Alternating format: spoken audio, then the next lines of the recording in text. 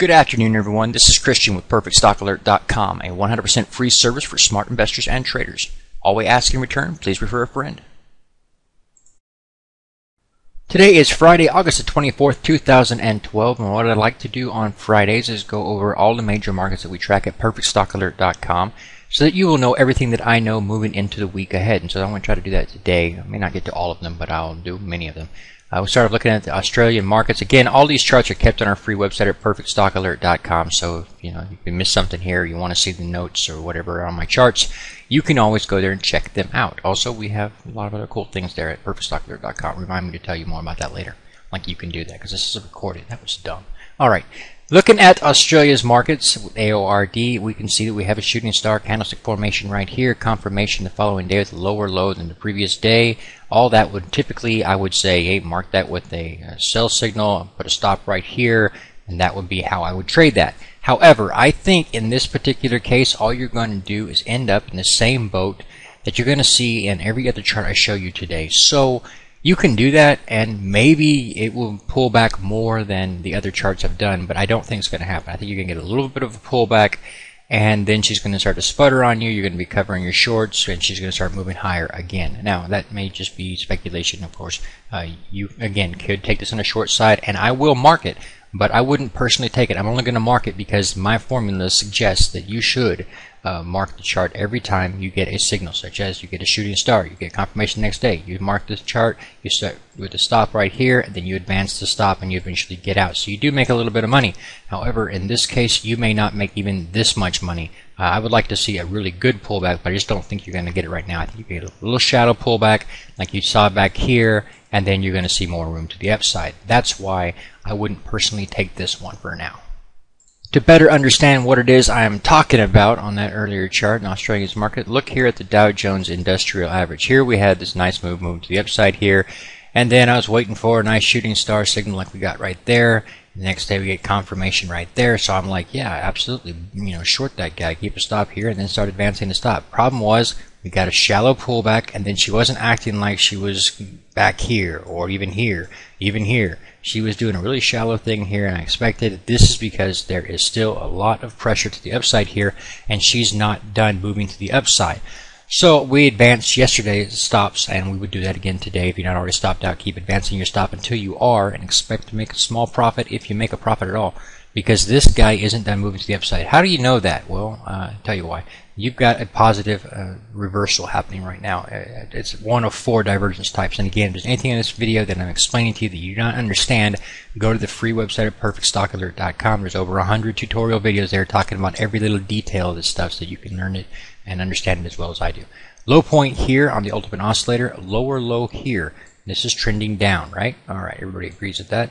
We go on down here, look at the low point on this chart, and then we go on down here, look at the low point on this chart. What are they doing? They're trending up.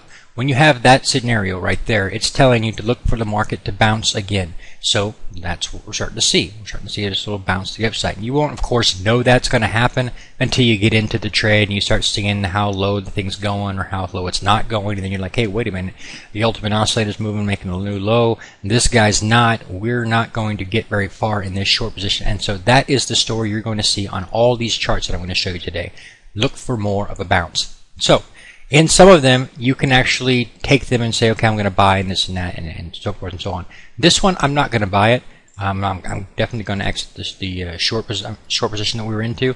But again, I like to buy when I've got a hammer candlestick formation. I don't have one here, so just based on principle, I'm not going to go out there and buy this market, not this particular average. Over here, that would have made sense. Over here, that would have made sense, but not here. Looking now at the French CAC 40 index, you will notice that we do have a hammer candlestick formation or a doji, basically the same exact thing. And so in this particular case, I would, if the following market open gives you a higher high than today's high. Today's high was 3442.33. If you beat that by a single penny, then yes, you could buy that with a stop set right here. Look for her to continue to trade to the upside. Again, notice there's no shooting star formation on this top here, indicating that most of the time when you see such situations like that, you're not really seeing a top until you get a more defined sell signal. That would tell you there's a major sell pressure right there. Right now, what I think we have is just a little pullback. People are taking a break, and then we're going to start to rally again to the upside.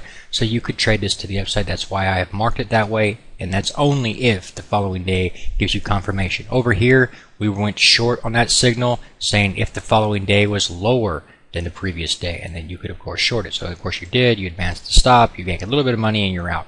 In this case, same thing, it's just reversed to the upside. Looking now at Italy's market, the Milan index, you can see same overall story, nice little sell signal here, get confirmation the next day. So of course I'm like, hey, short it. Well, now I'd say put your stop right where you entered it, and if she keeps going lower, great. If she turns around on you, just get out of it. Don't keep playing with this market. We got the basic same overall scenario. This is a previous resistance point here, and we draw that out there. You broke out of that, consolidated on that point, rallied up a little bit off of that, and you're pulling back here. You don't have a lot of downside potential at this point, not unless something changes in the overall market. We hear news over the weekend or something, maybe a Greece exit or something of that nature. Unless that happens, these markets are going to continue to drift higher, expecting more intervention by the Fed, and that's what we're seeing indicated again and again. The German DAX composite, same overall story as the one I just showed you for the Italian markets here. Something I would like to point out on all these cases, I'm marking them because they're they're right technically. You're getting the hammer candlestick formation and so forth and so on. I don't see a lot of upside. However, I didn't see a lot of upside back here either. So it's one of those things that I would personally try to stay away from this particular trade. I would look for something with more volatility in it. This doesn't have a lot of that, and therefore the upside potential wouldn't be all that impressive to me typically. And whenever you've got a situation where you don't have a lot of volatility, that basically means you're doing this kind of slow little tiny moves here and there, and then if you buy here and she starts to go up, don't expect a lot. That's why the video I showed you for the stock pick for Monday, I went out and found an individual company that had a lot more volatility on the chart that I could trade and feel a lot more comfortable and confident with. Not going to go over the gold chart again today. We did that yesterday. We have 8 consecutive days to the upside. Watch yesterday's video to understand what it is that I'm looking at and thinking of regarding gold, and I am interested in gold. The Hong Kong Hang Seng Index, this one has actually been pulling back ever so slowly right here, kind of filling this little gap that you have right from here. However, you have resistance, resistance, resistance, resistance, and those were all broken through, and now you're falling to support. So you don't see a lot of downside potential here, and in fact, you should start to expect sometime next week to start to see a little move back to the upside. At least that's what I would expect. The India Bombay Stock Exchange, nothing I can do with this chart. There's no volatility here. You've got this move here, nice pullback, then you get this nice reversal situation here, and since then we have just kind of been playing along this little level, pulling back a little bit. This is now support. This previous resistance is now going to act as support, so I don't see a lot I can do with that chart. Looking at the Japan iShares, the EWJ, this one we actually went short a couple of days ago as well. Same overall signal, shooting star formation after a nice run up and confirmation the following day, but we're just kind of slowly drifting here. I don't see a lot of potential. Take your stop that's here, start moving it down, eliminate any risk on your trade right there. Again, I think we're just going to continue to move higher, but we're just taking a pause right now for maybe a week, maybe 2, and then we're going to start moving again to the upside. The London Financial Times Index, or the FTSE, we talked about this one earlier in the week. Told you basically this is what I expected to happen. We were going to expect a little tiny bit of a pullback here. We're going to start to find support. Previous resistance was here, here. You broke through that, and that's now acting as support. So that makes perfect sense. This is where we expected to find it. And this one, I would actually, following day, you get a little 1 penny higher than we saw today. A high was 57.91, 0.39. So if I get 0.40 on Monday's market, then yeah, you could buy that. Keep a stop right here and look for her to test this previous high. Remember, there's no shooting star formation at this top here, and typically that means that's not actually the all-time peak there. Again, this one I would like to point out, low point here, lower low here, trending down, a corresponding time period, low points, trending up. This is calling also for a bounce to the upside, so it would make sense again to be a buyer here. The NASDAQ, we went short a couple days ago, got stopped out, basically no risk on that situation because we advanced the stop yesterday expecting this market was going to reverse on us. However, in this particular case, I wouldn't really be a buyer of it. I don't see anything that I can even use a little bit. So I'm just going to let it drift with higher without me and leave it alone. I am still watching this gap down here. Let me get out the tools. That would be awesome if I could do my job right. There you go. All right, so watching this gap down here, I'm expecting this market to keep drifting higher, and eventually she will run out of steam, and she will have a major correction to the downside. Right now, it doesn't appear to be timed right for currently. We're going to actually keep drifting a little bit higher. Looking now at the oil index, or the XOI, we're just consolidating again. We're seeing with the many charts out there. We took a little move to the upside. Notice how small this move to the upside was before we started to just consolidate. So that's fine. We're just consolidating on our previous resistance point was here, here, and here. So in one of these areas we're going to be finding our support at. That's fine. You let her continue to do that. If you wanted to trade this, what you'd want to do is wait for a breakout. That's what I would do. Is wait for some kind of a strong price activity that actually broke up above that, closing above that point. Then you can get on board. At that point, you'll likely have seen a base form here a lot stronger than we're seeing at the moment, and then you can trade that. Looking now at the UUP, or the U.S. Bullish Dollar Index Fund, this one is tempting, and that's what the signals are all telling you, is to go out there and buy today. However, it's really difficult to do that when the very next day the Fed's going to come out and say, oh, by the by, I'm really just about to give you guys a new quantitative easing or something like that. It just kills the dollar. So it's hard to buy these things like that. So if you are buying it, I understand why you're doing it. You've got a hammer candlestick formation. You set a stop off the low there. You bought on the following day because you got a higher high. I attempted the same thing the following, 4 days ago, and I got shot down. So this time I'm letting it pass. But I understand if you are buying it, it makes sense to me as well. But remember, if any more news from the Fed comes out that talks about quantitative easing, you're likely going to see this thing fall apart on you. The Russell 2000 Small Cap Index looks a lot like the Wilshire 4500. For those of you guys that are actually tracking that, what we're looking at here, and I want it to develop more before I get involved. Right now, I'm obviously going to advance the stop and close out the short position here. But the main thing I'm looking at right here, and I'm seeing this on other charts as well, this little formation right here. Okay. Again, if you're not familiar with any of the technical formations that I'm showing here and explanations that I'm showing, go to the free website at perfectstockalert.com. You can find all kinds of videos explaining this stuff. Basically, what I'm seeing here is a cup with handle or a saucer formation here. You had a nice advance, and you get a nice little pullback. It's not very long. You'd like to see several months of it. Excuse me. But this one will do as well. What we're seeing now is a little slow pullback here. I'd be looking for a breakout. Basically, when you close above this point here, that would be another buy opportunity. Also, if you get a further pullback and then we get a nice, really strong hammer candlestick or something of that nature, you can trade on that way as well. I'll keep an eye on it for next week, but right now I'm not going to buy it, but I will keep an eye on it. The S&P 500 Large Cap Index, not enough volatility in this chart for me to do anything with. I would advance the stop to end my trade on the short side there, but that's it. I would leave this one alone.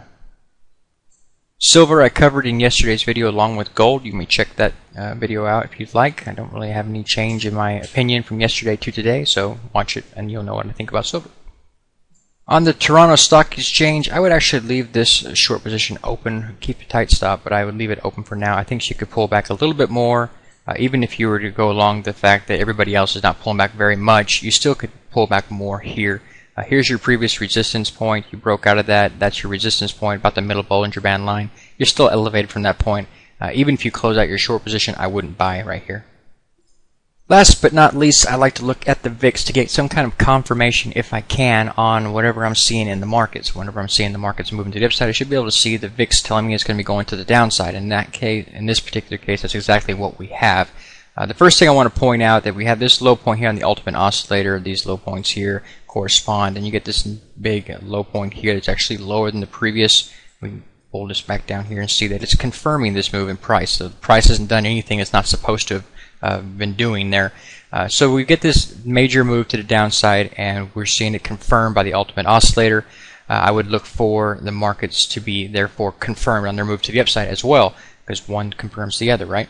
All right. Also, I'd like to point out in this particular case, let me get the right tool. this particular case here, no hammer candlestick formation here or here. That typically is not a true bottom. Whenever you don't have a hammer, you don't typically get a very good bounce out of that. So we get a little bit of a bounce, and now we're starting to roll over again. I would look for us to come back down here and test this level again, which would mean look for the markets to continue to move to the upside as well. So all of that being said and done, we're finished. Enjoy your weekend. Be safe. Oh, a couple more things. Let me check. If you've not been to our free website at perfectstockalert.com, it's right there. It's 100% free, and all we ask in return, please refer a friend. Now let me show you something on the website right quick. Okay, for those of you who do not know, I want to show you a couple of details right quick. Right over here, every single night you'll find a stock pick there where I'm showing you some kind of a trade potential opportunity that I see out there in the market. You can check them out there. Also, somebody asked, let me clean that up. Somebody asked about the chart notes that I keep, where I show my actual updated annotations on the charts and when I advance the stop loss limit and so forth and so on. If you go right here, you can check out the chart notes, the drop down menu for market analysis, and there you will find all the charts that I go over and I track, and on them you click it, it pulls up my chart as well as all of my annotations, okay? And they're updated every single day, alright? God bless, take care, enjoy your weekend, and I will see you all on Monday. Please take a moment to review our disclaimer. The information provided herein is our opinion only. Under no circumstances do any statements here represent a recommendation to buy or sell securities or make any kind of an investment.